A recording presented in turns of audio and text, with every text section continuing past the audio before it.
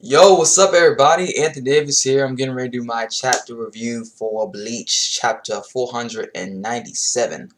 Let's get started. Basically, we're picking up after we left off from the last chapter. The Vandenreich, aka the Stern Ritters, are basically, taking everybody's bonk. Well, they didn't take everybody's bonkai. They only took four of them. Soifons, Komuras, uh, Hitsugaya, and Byakuya's Bankai's. They had them taken away. And thus, the four stormers are like, they had the little, either seals or pendants or whatever they want to call them, all have them in their hands, and they're like, hi, we have your Bankai. You're not getting it back. Basically, what they did was they basically took, like, I guess, the essence of the Bankai, or the spiritual pressure needed to activate Bankai. I'm not sure exactly how that works, what they actually did, but it's pretty interesting. And also, I know, man, a lot of people have not bring this up. I don't know why, but when on page 4 of the manga chapter, there is a really nice color page of Ichigo, Uryu in his nice little Quincy outfit, looking like a beast. Like, it looks really cool. And then we have a person. He's cloaked. We obviously know who it is. We all know it's Grimjow. He's wearing like this hood, and like he's covered in his face, and we kind of see like the mask on his face still, but we just can't see his eyes. We can like see a little bit of his hair, but we just can't see anything else but his like face and like his little hollow jaw, and then we can see his hair and just his mouth, and that's it. And who knows? This might be an indication that Grimjow might be coming back sooner than we expected. Or maybe Uryu, that's what Uryu's going to wear when he comes back to, I guess, fight whoever's going to be fighting. And so we move on. And then we find out from everybody else that, like, everybody's taking their, everybody's Bankais or whatever. And everybody's, like, in shock. It's like, oh, they took our Bankais. And Hitsugaya, like, trying to talk to the Zanpakuto, and he's like, what's going on? I can't feel my Zanpakuto. Say something. Yorimaru? Hello? Hello? Hello? Wake up. I can't hear you. He's just trying so hard like to talk to his Zanpakuto, but it seems like maybe he might have stolen his Zanpakuto spirit altogether, maybe. But we aren't sure what's going on. And we also noticed that his guy gives Rankiku an order to it's called Tente Kura. It's that keto that allows a person that's using it to basically send out a message to everybody in the Serite. And it's basically like a instant radio in your head. Basically, that's what it is, like instant radio in your head. Kind of like how Artemis from why did I say Artemis? Fail. Miss Martian from Young Justice. She uses her mind reading powers to, like, send telepathy through everybody else and stuff. I don't know why I brought that. I mean, I know that's a cartoon dealing with an anime, but I'm trying to make a comparison, so don't judge me. And she uses her technique or whatever, and she tells everybody that Bankais were stolen. Shinji's telling them, like, oh, y'all fucking idiots for doing that shit. And not only is Shinji pissed, but also Mayuri's pissed because he's basically calling those fools, calling Soifon and the others fools for using their Bankais. Trying to, I guess, because they didn't give Mayuri enough time to analyze it. That's why he's pissed. I mean, he was gonna tell him that that you might not be able to use your Bankais, but they just stupidly go ahead and went on and try to have their little plan without even think waiting and just see what happens. And meanwhile, Kyotoku is fighting against a very older Quincy, And this one actually is actually a gun wielder, similar to when he fought against Stark in the Fake Cool Town arc. Now, I want to say this, and I know my fans would be like, didn't really pick this up, and like, I mean, some of you might agree with me, some of you may not. But okay, Kyoku, since you're fighting a gun wielder, shouldn't you be, you know, be able to adapt to fighting people who wield guns? Because I mean, afterwards, this dude does some kind of move, and all of a sudden, Kyoku is missing an eye, missing the right eye. I think it's his right eye. I'm not sure.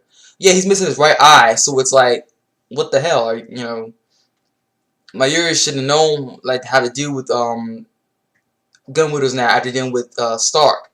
And he ain't had that much trouble. I mean, like, I don't understand it.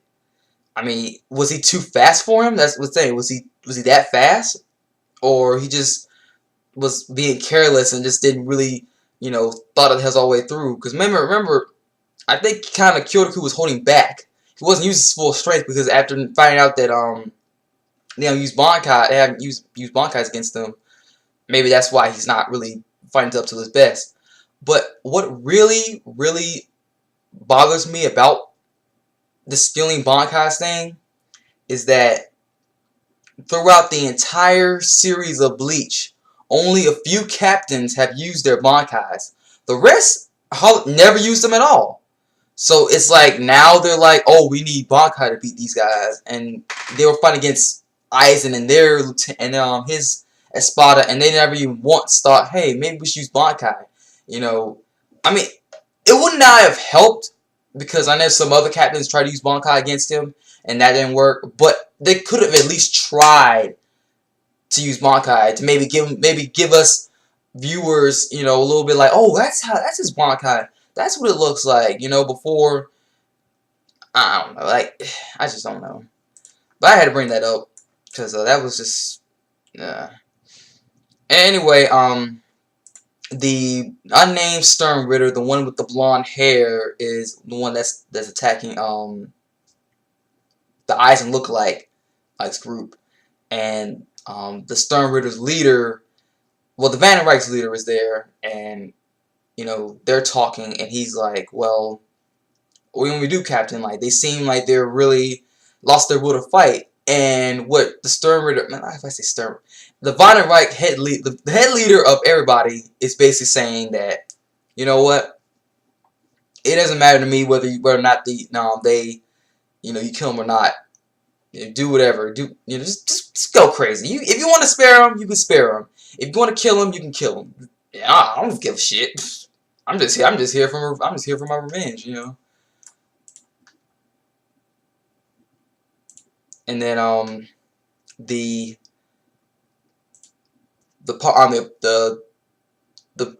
what I say, the people of the research development, they're talking and they're like maybe trying to get a signal to talk to Ichigo. And no, actually, no. Before that, before I get to that, I want to talk about what Renji and Byakuya were about to fight. Not Asnod. Renji was also about to use Bankai, but Byakuya told him to stop. Like, you know, what are you doing? Like, if they were able to stop my Bankai, what makes you think that they're not going to stop yours? And a lot of people have been saying this, like, they don't know if these seals are just made for, like, stopping one Bankai for each person, or it just absorbs any Bankai that's used. If you use Bankai, it'll get taken away. If you use Bankai, it'll get taken away. Or maybe it's just they have multiple seals that they have to use. Like, if this person used Bankai, then this pendant takes it away, and that'll be the only time you're able to take it away that time. Maybe it's like a one time pendant, time ability that you can use. But Renji's like, you know, if we can't use Bankai, then how are we supposed to beat him? And like I said again earlier, most of you guys haven't used Bankai on the previous enemies in the last war. So what makes you think that you guys need your Bankais here? But if we're here, they actually really do need to use their Bankais against these guys, because these guys are not playing around here. They're out for blood. They will not show any mercy. That's why Byakuya is saying like we should, attack him with full force. We should not be holding back. We shouldn't show mercy. They wouldn't show mercy on us. Well, I'm not sure that blonde guy's gonna show um fake Aizen's team any mercy, but I think I actually think Rinosuke and that annoying girl was there too. I'm not sure. The one from the earlier beginning chapters of this new arc. The annoying two those replacements for the Afro Shinigami. I can't remember her name, but I don't know why I'm bringing them up anyway. But I'm just saying like that. I think I just saw them. But who cares anyway? And at the end, the chapter, Akon, one of the people of the research development, one of Mayuri's top, second in command team, second in command, I should say, besides my Nemu and whatever.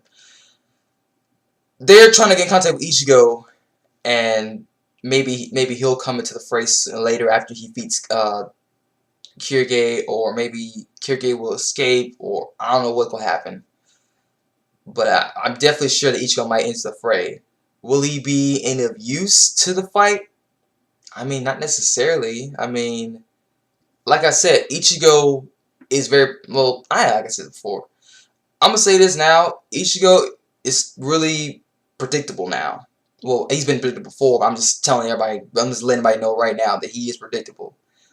All the thing he's going to use is Gesetsu Tensho. The only thing really surprised us on was the fact that he could, use the final Gesetsu Tensho against Aizen, but that's the only thing he used, and he has nothing else new now. So if Zangetsu's planning on teaching him some new moves, that'd be great. Otherwise, Ichigo is just, he'll be spamming Gesetsu Tensho, and then he'll be getting his ass kicked by these Vanderbilt guys. Because, I mean, you think about it. With, what was that chick's name? Bambina. The girl is fighting against Kamura. See, I think that would be an interesting fight. But I also think that, Kamura might lose. Because, well, I mean, he might lose. I don't know. But, like, it also has to do with speed. Because Kamura is not that very good with speed. I mean, sure, he has that Tengen, but that's not really a very speed type move. It's just, like a I guess what do I want to call it?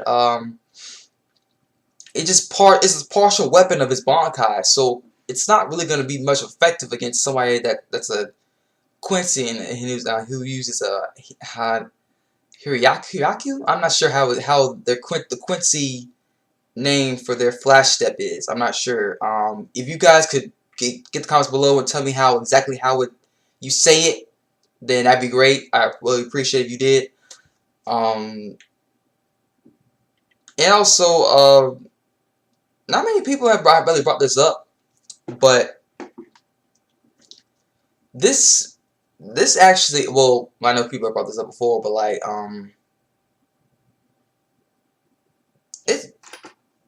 we still, even though like this war is still going on, and like we're thinking that this is gonna be the final battle, I still think it's not, because I remember reading about this online somewhere about like how Ancient's past is going to be revealed too. So I'm guessing maybe during either before or after the war, they might intertwine Ancient's story into the fray. He might might have connection with maybe a Quincy or somebody, or maybe he has the connection to the Von der Reich leader. You never know. That could be his father or something. I really don't know, but like that'd be a really good twist. But well, not really good. No, wait. I'm not thinking. I think no. Forget what I just said earlier about because like that's a Quincy and he's a Shinigami. That would be impossible. So that's theories. I forget even said that last part. I don't know what I was thinking. But yeah, just tell me what you guys thought of the chapter. Did you guys like it? Did you guys enjoy the chapter as much as I did? I still feel that like Aizen, they should use their Bankais against Aizen earlier, because I mean now they're making a big deal about how they're not using their Bankais now when they should have used them when they were fighting against Aizen. But that's just me. Thumbs up the video, comment, do whatever. and I'll see you guys later. Peace.